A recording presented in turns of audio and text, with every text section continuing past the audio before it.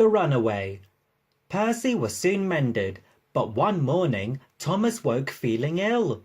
The Fat Controller sent him to the big station to see if they could make him better there, but it was no use. Edward must take you to the works, the Fat Controller told him. Then he went to see Duck. I want you to go and help Percy and Toby while Thomas is ill, he said. Donald and Douglas will do your work here until Thomas comes back. Duck was delighted. He knew Percy already, and it wasn't long before he had made friends with Toby, Terence, and Bertie. Percy, who was still cross with Thomas, was glad to have someone new to talk to. Even Annie and Clarabelle were impressed. Such nice manners, they told each other. It really is a pleasure to go out with him.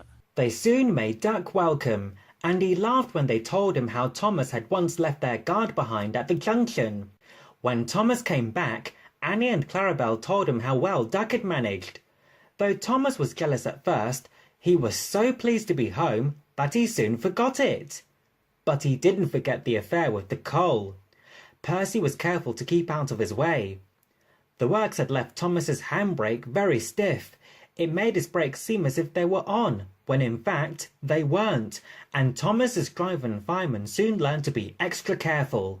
But one day, Thomas's fireman was ill, and a relief man took his place. At the junction, Thomas ran round Annie and Clarabelle. While his driver chatted to the station master on the platform, the fireman fastened the coupling. The driver had told him about Thomas's brake, but unluckily, he had forgotten. When he had finished with the coupling, he joined the driver and the station master on the platform. Thomas simmered happily. In the distance, Henry appeared. Not long now, thought Thomas. At that moment, Thomas felt his wheels begin to move. He tried to stop, but he couldn't without his driver and fireman. He tried to whistle a warning, but he couldn't do that either. The guard shouted from the platform, but that did no good. The guard, driver, and the fireman were all stranded, and the passengers were left on the platform staring. Thomas, Annie, and Clarabelle gathered speed out of the station. The empty coaches shrieked as they rounded the curve, but Thomas, with plenty of steam, kept on going. The signalman at the junction soon realized what had happened and sent a message along the line. An inspector prepared to stop the runaway at the station near the airfield, where Harold the helicopter stood ready in case of emergency.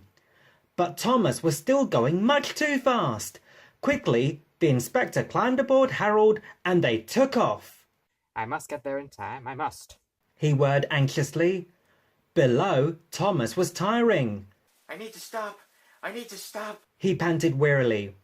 Annie and Clarabelle held back as they went uphill. As they neared the station, Thomas saw Harold land and the inspector run towards the platform where he stood waiting. This time, Thomas entered the station slowly enough for the inspector to act. Running beside the train, he judged his moment, jumped, and scrambled into Thomas's cab. Then he put the brake hard on. With a sigh of relief, Thomas stopped.